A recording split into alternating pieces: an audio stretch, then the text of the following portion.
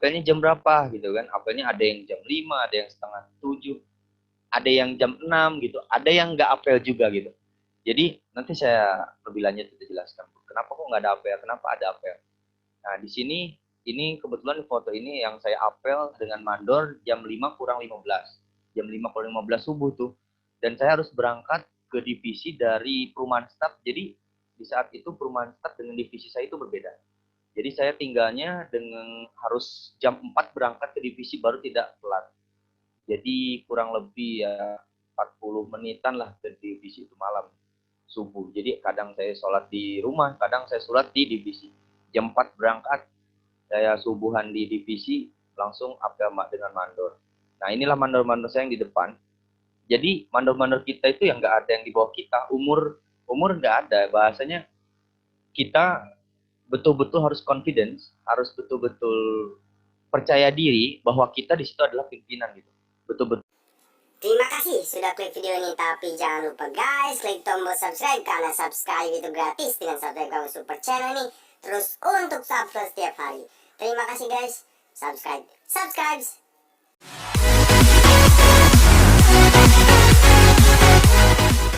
Ngapain katanya gitu kan bahasa beliau. Udah, lu jadi asisten kawit aja. Asisten kawit aja. Apa itu asisten kawit bang? Nggak tahu sama sekali, nol saya.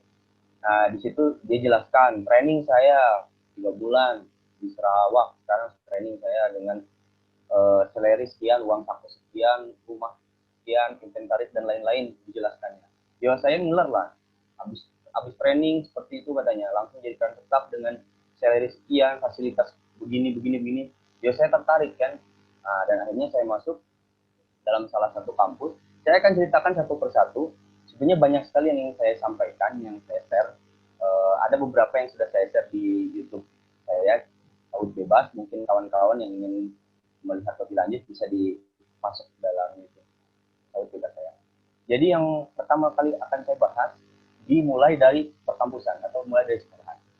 Di sini kita lihat di layar kita ada IPK versus organisasi. Maksudnya apa?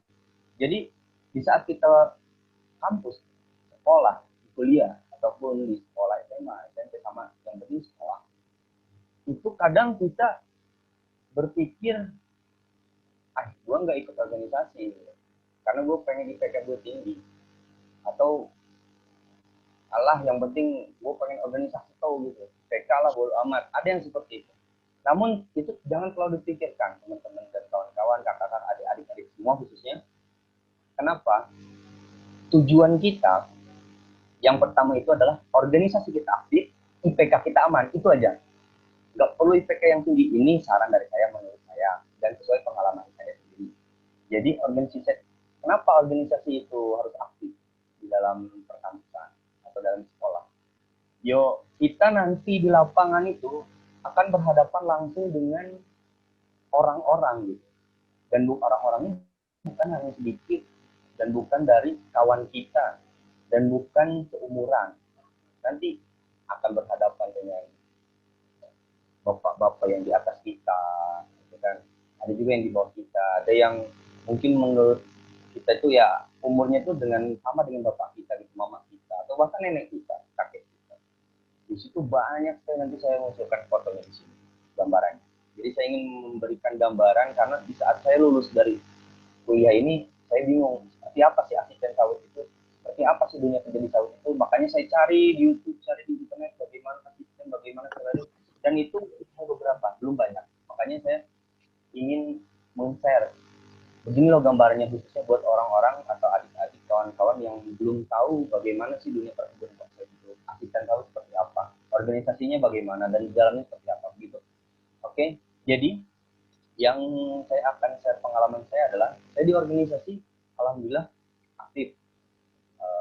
Dan beliau juga Pak Arsyad sebagai pembimbing saya dalam organisasi, sekaligus sebagai sahabat saya yang mungkin bosan ya Pak Arsyad, saya tanya-tanya terus, saya omeli terus, bawelin terus gitu kan. Nah, salah satunya di sini juga ada foto saya itu dengan Pak Arsyad. Jadi organisasi di situ membentuk jiwa kepribadian kita untuk lebih dewasa. Dan untuk IPK bagaimana caranya, ya kita akalin lah. bahasanya kita walaupun organisasi ketat tetap kita harus ada belajarnya. Ya alhamdulillah saya IPK masih di angka 3 seperti itu. Ya minimal sekarang itu 3 minimal. Sebelumnya kan 2,75, naik lagi 2,85. Karena IPK itu nantinya kawan-kawan kalau mau masuk di perusahaan kelapa sawit, kalau ada yang namanya loker lowongan kerja, biasanya untuk fresh graduate atau manajemen training itu ada yang namanya minimal IPK. Nah, jadi di IPK ini sebenarnya ada bahasa IPK nggak terlalu penting katanya. Yang penting skill. IPK itu penting buat cover, artinya apa? Buat tiket pertama masuk bekerja. Nah, jadi tiket pertama itu adalah apa? Minimal IPK sekian. Nggak perlu IPK 4. Kalau bisa IPK 4 ya 4 gitu kan. Namun bahasanya kita di sini ada standar IPK yang menurut perusahaan ya harus ini. Biasanya yang saya itu minimal 3. Nah, dari 3 itu barulah kita bisa masuk tiket dan disitulah baru kemampuan kita diuji dari mulai interview dan lain-lain. Oke, setelah saya lulus itu, nah di sela-sela saya berorganisasi ada kesempatan, salah satu kesempatan yang menurut saya itu kesempatan yang sangat luar biasa, yaitu saya mengikuti seminar nasional. Di dalamnya ada FKT Himagi. FKT Himagi itu kalau misalkan kawan-kawan pendengar itu adalah himpunan mahasiswa agronomi Indonesia nasional. Jadi di dalamnya itu adalah mahasiswa agronomi se Indonesia. Nah, jadi kawan-kawan bisa lihat di dalam foto ini berbagai alma mater dari seluruh Indonesia. Ada Unhas, dari Sulawesi, ada dari Medan, dari Palembang, Unsri, Unsil, Brawijaya. Banyak sekali kawan-kawan saya dapat di sana. Di sana saya dapat pelajaran bahwa apa tujuan kita masuk kampus, apa tujuan kita belajar, apa tujuan kita menjadi mahasiswa. Banyak yang bilang saya pengen kuliah karena saya pengen kerja. Karena di kerjaan itu sekarang udah susah kalau misalnya mengandalkan SMA misalnya. Harus kuliah, makanya harus bisa kerja. Itu salah besar, teman-teman, kawan-kawan, adik-adik semua. Kenapa salah besar? Mahasiswa agronomi di sini yang saya dapatkan banyak sekali ilmu dari kawan-kawan semua di sini di FKB adalah kita sebagai mahasiswa, bayangkan mahasiswa agronomi, siapa lagi yang akan mengubah, membangun agronomi Indonesia ini selain mahasiswa? Bapak-bapak, orang tua, enggak. Inilah generasi penerus bangsa untuk memperbaiki agronomi Indonesia, khususnya misalkan di perkelapa sawitan. Jadi kita masuk di perkelapa sawitan bukan hanya pengen kerja dapat duit, berkeluarga gitu kan. Saya pun sama, saya pun punya tujuan yang besar, yaitu bagaimana caranya sedikit banyaknya harus ada perubahan dalam perkelapa sawitan Indonesia, walaupun bukan sekarang tapi nanti itu kan harus. Nah itu yang harus kita katakan, walaupun bahasanya tidak mungkin wah kita harus menjadi itu dulu. Nah, tapi tidak ada kata tidak mungkin. Yang penting dalam mindset kita rubah adalah kita sebagai mahasiswa bukan untuk bekerja lulus pengen kerja cepat, bukan, tapi sebagai mahasiswa kita bisa berubah pola pikir kita lebih dewasa. Dan ingat, kita di jurusan agronomi itu ada apa namanya nama-nama atau harapan-harapan masyarakat Indonesia di benak kita loh untuk mengubah agronomi Indonesia ini. Agronomi itu ya semua perkebunan. Khususnya kalau bagi saya di jurusan saya itu perkelapa sawitan. Sebelumnya memang mohon maaf saya belum perkenalan diri ya, nama saya Hudanul Bijaksana, asal dari Jawa Barat. Jadi saya lulus dari Politeknik Kelapa Sawit CWE Bekasi. Next. Nah setelah di dalam perjalanan saya di kampus itu, saya itu mengikuti yang namanya magang, PL, dan terakhir PKL. Nah disinilah banyak informasi, kawan, relasi. Nah termasuk saya di saat magang, saya bertemu dengan orang Politeknik LPP. Nah memang di situ banyak kali sharing kita. Di LPP itu rupanya belajar beberapa perkebunan, tebu, karet. Saya pun sering tanya pada mereka. Mereka pun sering diskusi lah gitu tentang pikiran. Disitulah saya baru terbuka kali wawasan kita, ternyata agronomi seperti ini. Ada juga Politeknik LPP, dan termasuk di saat magang, saya magang di PTPN 8 di BUMN. Waktu itu saya mengajukan surat pengajuan magang lewat lewat kemahasiswaan, lewat apa ya namanya, BAA kalau nggak salah, apa sih Pak Aksan itu, BAA itu buat saya. Nah, jadi langsung diajukan ke Bandung dan alhamdulillah saya dapat dipersilahkan untuk magang di kampung seni, di Sukabumi waktu itu, ada di sawit. Dan kebetulan yang saya dapat informasi BUMN atau PTPN 8 yang banyak teh, banyak karet, itu akan beberapa diganti pada sawit karena harganya mungkin gitu kan. Jadi betul-betul sekarang primadona sekali lah sawit. Setelah magang saya ikut PL. Nah di PL ini kita merasakan betul-betul menjadi karyawan KHL. Kita nebas, gitu kan, dari mulai bawah barang-barang dengan kawan satu letting, semua betul-betul capek selama 1 minggu. Kita tidur di kandang sapi, yang mungkin Pak Syar tahu sendiri lah, kita tidur di kandang sapi malam kena nyamuk segala macam. Nanti saya ceritakan juga bagaimana dampaknya di depan kalau kita kerja seperti itu. Nah setelah kita lanjut di PKL. Nah di sini sebenarnya ada hal yang ingin saya share, bahwa ada kebanyakan MT, manajemen training sebelum bekerja. Nah kebetulan di saat saya PKL di sini, saya betul-betul terima kasih juga, sebenarnya mengucapkan terima kasih kepada Minang Ambut. Sebelumnya saya PKL, dan juga Pak Sugianto yang ada di sebelah tengah. Bapak Sugianto lah yang di saat PKL, memang PKL itu betul-betul saya merasakan yang namanya muat sawit, panen, nyemprot, lebas, semuanya saya ikutin mandor-mandornya, saya ikutin asistennya, saya ikutin mobil dan lain macam segala macam. Jadi saya tahu dari struktur dari bawah sampai ke atas. Nah di situ saya dipanggil oleh Pak Sugi setelah PKL. Nah jadi buat teman-teman semua yang memang baru fresh graduate atau belum PKL, di saat PKL tunjukkanlah kemampuan kita. Jangan berpikir duit, jangan berpikir alah nggak ada uang makannya. Yang penting udah prioritas. Jangan dulu mikir istirahat dulu. Kalau misalkan kita malam manajer keluar, ayo sama-sama sampai malam, sampai istilahnya kerjanya betul-betul keras 8 jam. Dan alhamdulillah setelah PKL selesai, saya dipanggil oleh Pak Sugi waktu itu. Kamu mau nggak kerja di sini? Mau, saya bilang Pak. Nah kesempatan itulah datang, tidak akan datang 2 kali, saya nggak pilih dulu. Jadi di saat bekerja itu jangan sekali-kali pilih perusahaan. Wah saya pengen perusahaan yang besar, wah saya harus perusahaan yang ini mah perusahaan yang jangan. Yang penting kerja dulu, yang dicari itu pengalaman.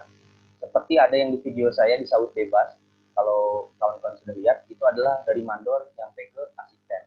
Jadi kalau untuk di dunia perkebunan kelapa sawit ini, itu betul-betul tidak melihat sebenarnya ijazah itu nomor 2 gitu. Yang nomor 1 itu ada pengalaman. Jadi manajer saya Pak Sugi yang ada di sebelah kanan tengah itu, beliau hanya lulusan SMA tapi bisa menjadi manajer. Dan sekarang kalau tidak salah menjadi manajer di PT Perko Arbor Mandiri Kalimantan Timur, Kutai Timur. Jadi setelah masuk dalam itu pengalaman kita banyakin, barulah di situ kita dapat pengalaman, udah nggak usah pikirin yang lain, fokus. Dan setelah itu, nah jadi ini adalah foto MT kawan saya. Jadi saya tidak akan menjelaskan MT seperti apa dan lain sebagainya macam. Ada penjelasan MT. Teman-teman bisa lihat di YouTube channel Sawit Bebas. Ada penjelasan part 1 part 2 MT, itu saya langsung wawancara dengan kawan saya di salah satu foto ini. Sebelah nomor 3 dari sebelah kanan, kawan saya yang memang asalnya dari dunia kotak gitu ke MT, dan kebetulan beliau mungkin nggak kuat gitu kan, jadinya keluar, nggak sampai lulus MT, tapi di situ menjelaskan MT seperti apa, awalnya seperti apa, dan prosesnya seperti apa aja di sana, uang sakunya berapa, di situ ada. Nanti teman-teman bisa dilihat di sana. Nah kebetulan saya di saat setelah PKL, nah, jadi saya langsung diterima bekerja di situ, saya langsung dipanggil oleh HRD-nya, dan bahkan mungkin sepertinya waktu itu seingat saya nggak usah pulang katanya, nggak usah pulang, cuman kan nggak mungkin karena saya harus sidang gitu kan, harus seminar waktu itu, dan saya harus wisuda. Nah, jadi setelah wisuda saya langsung berangkat, langsung bekerja. Waktu itu kira-kira langsung dikasih divisi gitu, langsung divisi updealing, inilah updealingmu, ini mandormu, ini mobilmu, ini asetmu, kelola. Memang awalnya itu yang betul-betul sulit itu adalah bagaimana caranya, gitu kan? Kita harus anggota kita banyak, nanti ada fotonya di sini saat ada.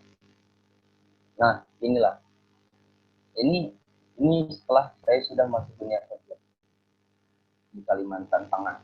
Nah, di situ ada tuh foto itu Bu Building sebagai konsultan dari luar negeri. Bang Hudan, maaf. Nah, inilah kita lihat teman ya.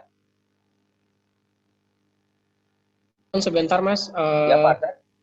ya saya potong sebentar. Ini ada yang ini menyampaikan, mohon maaf Pak, suaranya bisa lebih diperkeras, soalnya kurang kedengaran. Ini ada yang kurang kedengar ini, apakah memang suaranya atau mungkin dari teknis sananya. Seperti itu, Mas Hudan, silakan lanjut. Sekarang gimana Pak Asad? Ya, Kira-kira sekarang bagaimana Pak Asad kalau untuk kita di sini suaranya? bagus, kalau kita di sini bagus, tapi sepertinya ada di beberapa tempat lain yang kurang kedengaran. Oh iya, mungkin Ya. saran saya bagi teman-teman yang kurang jelas suaranya bisa memakai headset ya, kawan. Pakai Ya. headset biar handsfree, biar terdengar jelas. Ya. Oke, baik, kita lanjut ya Pak. Ya, Nah, sudah. dalam dunia kerja, kita bisa lihat di sini foto itu saya yang memakai top helm putih yang dengan anggota saya ini hampir sekitar 100 lebih orang. Di situ ada pemanen waktu itu waktu ada pengumuman, saya mengumumkan beberapa hal. Di situ ada pemanennya, ada perawatnya, dan saya akan menjelaskan di sini. Jadi lagi-lagi kita kembali ke SOP atau peraturan perusahaannya masing-masing. Jadi ada yang harian, ada yang borongan, ada yang apel, dan ada yang tidak apel. Apelnya jam berapa gitu kan? Apelnya ada yang jam 5, ada yang setengah 7, ada yang jam 6 gitu, ada yang nggak apel juga gitu. Jadi nanti saya lebih lanjut kita jelaskan. Kenapa kok nggak ada apel? Kenapa ada apel? Nah di sini ini kebetulan foto ini yang saya apel dengan mandor jam 5 kurang 15. Jam 5 kurang 15 subuh tuh. Dan saya harus berangkat ke divisi dari perumahan staf. Jadi di saat itu perumahan staf dengan divisi saya itu berbeda. Jadi saya tinggalnya dengan harus jam 4 berangkat ke divisi baru tidak telat. Jadi kurang lebih ya 40 menitan lah ke divisi itu malam subuh. Jadi kadang saya sholat di rumah, kadang saya sholat di divisi. Jam 4 berangkat, saya subuhan di divisi, langsung apel dengan mandor. Nah inilah mandor-mandor saya yang di depan. Jadi mandor-mandor kita itu yang nggak ada yang di bawah kita, umur nggak ada. Bahasanya kita betul-betul harus confidence, harus betul-betul percaya diri bahwa kita di situ adalah pimpinan gitu. Betul-betul kita bakalan nanti merasakan kita masih muda, umur saya waktu itu ini masih 22 kalau tidak salah atau 23. Di saat umur segitu kita jadi pimpinan di situ dan lihat teman-teman banyak sekali anggota kita dan mandor-mandor kita pun ada yang berbagai macam sifat. Sifat keras, sifat lembut, sifat yang ngeyel, sifat banyak sekali macam. Tapi di situ adalah tantangan kita bagaimana caranya mereka mengikuti kita. Dan alhamdulillah di saat saya keluar dari perusahaan ini, mereka ya saya pun merasa dekat dengan mereka, mandor-mandornya nangis gitu. Nah itulah yang harus kita bangun. Kenapa? Nomor satu menurut saya itu bukan pekerjaan. Pekerjaan itu nomor dua. Nomor satu itu adalah kekompakan, kekeluargaan. Di saat sudah kompak seluruh anggota kita bikin kompak dulu, kerjaan itu mudah dijalani gitu. Namun kalau misalkan kita nggak ngompakin dulu mereka, kerjaan ya hancur gitu. Mau sebagus apapun kerjaan, tapi yang mengerjakannya tidak ada bagaimana gitu. Jadi nomor satu itu adalah kekompakan dulu. Buatlah kekeluargaan, suasana kekeluargaan di dalam divisi tersebut dengan tetap menjunjung profesionalisme. Artinya kita di sana atasan. Saya selalu bilang, di luar jam kerja kita kawan, kita keluarga. Dalam dunia kerja saya adalah atasan kalian. Yang penting dengarkan saya akan mendengarkan kalian. Bahasanya gitulah. Jadi kita betul-betul mereka paham kita paham mereka gitu. Nah di situ pun saya betul-betul mengetahui dan paham menurut pandangan saya, apa perbedaan teori dan praktek. Banyak orang yang Allah itu mah cuma teori, prakteknya kayak gini. Jadi banyak yang orang merendahkan teori, merendahkan juga praktik. Namun sebenarnya teori yang kita pelajari di kampus, teori yang ada di buku itu adalah teori-teori sawit yang SOP, yang sesuai SOP, yang prosedurnya tinggi. Tergantung kita SOP mana yang kita pelajari. Contoh, di kampus itu kita mempelajari SOP-nya Sinarmas, SOP-nya Astra. Nah, kebetulan saya waktu itu mempelajari SOP-nya Sinarmas, yaitu dengan ya SOP yang tinggi, yang dengan pemupukannya dengan pakai ada yang helikopter, MDEK, ada yang pemupukan dengan ya istilahnya mekanisasi gitu. Nah, namun bagaimana perbedaannya dengan praktik? Nah, kita lihat. Saya bikin sebuah cerita. Anggap saja kita bakalan menjemput karyawan. Menjemput karyawan dan paling jauh, sekitar 1 jam kita jemput dengan mobil. Nah, anggap di mobil itu adalah ada tulisan SOP kapasitas 8 orang max. Kapasitas 8 orang max. Yang kita jemput itu adalah ada 10 orang. Nah, apakah kita akan mengikuti bahasa di situ 8 orang maksimal, nggak boleh kita lebih? Tentu tidak dong. Jadi 2 orang itu nggak mungkin kita tinggal, jadi kita naikkan dan terpaksalah jadi 10 orang di dalam mobil itu. Kira-kira begitulah. Jadi artinya teori itu memang kita junjung tinggi, namun tergantung situasi dan kondisi. Yang terpenting adalah kita bisa melaksanakannya dengan cost yang sekecil-kecilnya, dengan membuahkan hasil yang sebanyak-banyaknya. Seperti itu. Jadi banyaklah hal yang memang di lapangan yang tidak bisa sesuai teori gitu. Karena kondisinya tidak memungkinkan. Tapi kalau kita bisa usahakanlah bisa seperti teori, seperti itu. Jadi, begitulah kira-kira perbedaan antara teori dan praktik. Nah, kenapa ini saya ke dunia sales nih? Oh, jadi setelah saya beberapa tahun di sawit, saya pernah memantapkan diri atau berpikir bahwa sepertinya passion saya bukan di sawit. Itu kan sepertinya passion saya bukan di sawit. Desain lah saya, kebetulan waktu itu bukan gara-gara saya pengen desain juga, namun memang kebetulan orang tua saya di operasi dan harus tinggal di situ, nungguin orang tua saya sekitar 1 bulan, namun saya izin nggak mungkin kan 1 bulan, paling bisa 2 minggu dan setahun. Jadi saya mau nggak mau saya harus resign, saya menungguin orang tua saya, dan di saat nganggur itu saya mencoba lamar sana sini, betul-betul seperti FTP Pak Arsad.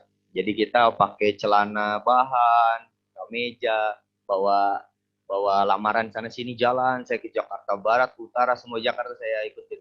Zaman 2000 berapa itu Pak.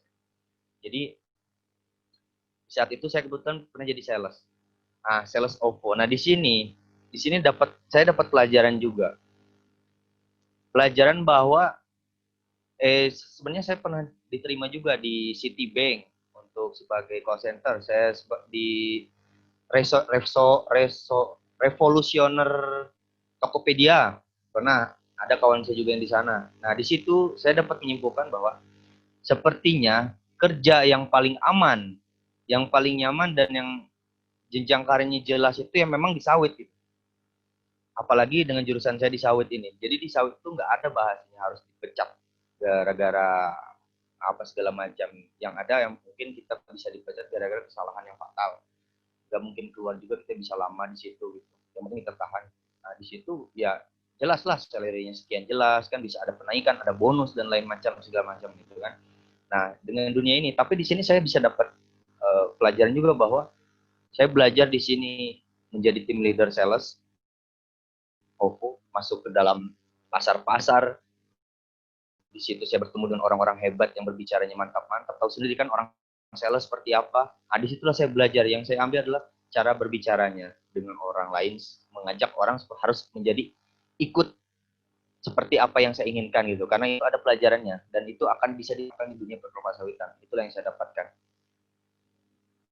Nah, di sela-sela waktu saya bekerja di sales itu, kebetulan entah awalnya dari mana, saya bertemu dengan salah satu planters lah seperti itu, dan diajak untuk ikut bersama Jakarta Planters Club. Kebetulan disitulah pertama kali saya ikut bergabung untuk membuat atau mensahkan itu yang namanya Jakarta Planters Club. Nah, di Jakarta Planters Club ini betul-betul saya salut, orangnya hebat-hebat, dan top manajemen rata-rata. Mungkin yang asisten sawit staff itu beberapa, rata-rata di atas udah escape manager, HRD, banyak kan gitu kan. Nah, di Jakarta Planters ini banyak kawan relasi dan salah satunya saya bisa bekerja itu gara-gara dapat informasi di Jakarta Planters Club juga. Walaupun sebelumnya juga pernah dapat informasi dari Pak Toto dosen saya bisa bekerja dan dapat informasi dari relasi di sini juga.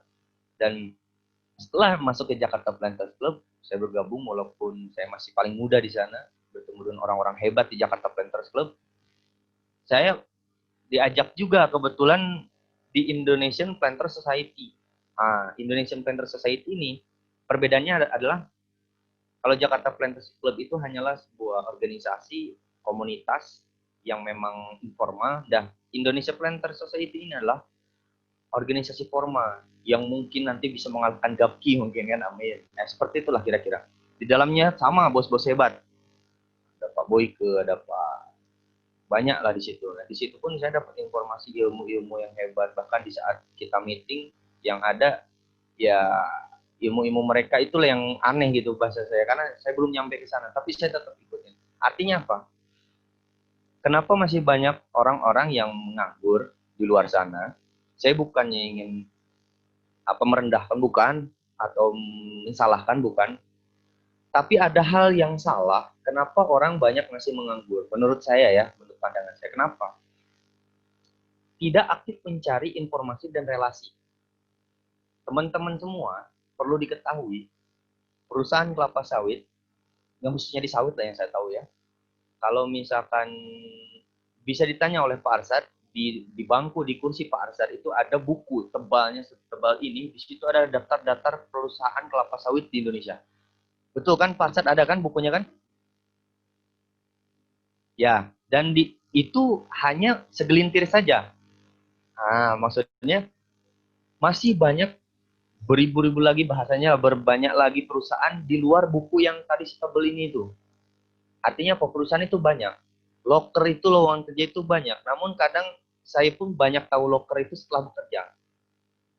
Di saat saya masih di kampus, ya saya nggak tahu gitu ada loker di mana gitu. Dan kita terbantu juga sekarang oleh adanya loker sawit yang dibuat oleh Pak Arsad, oleh beliau ini.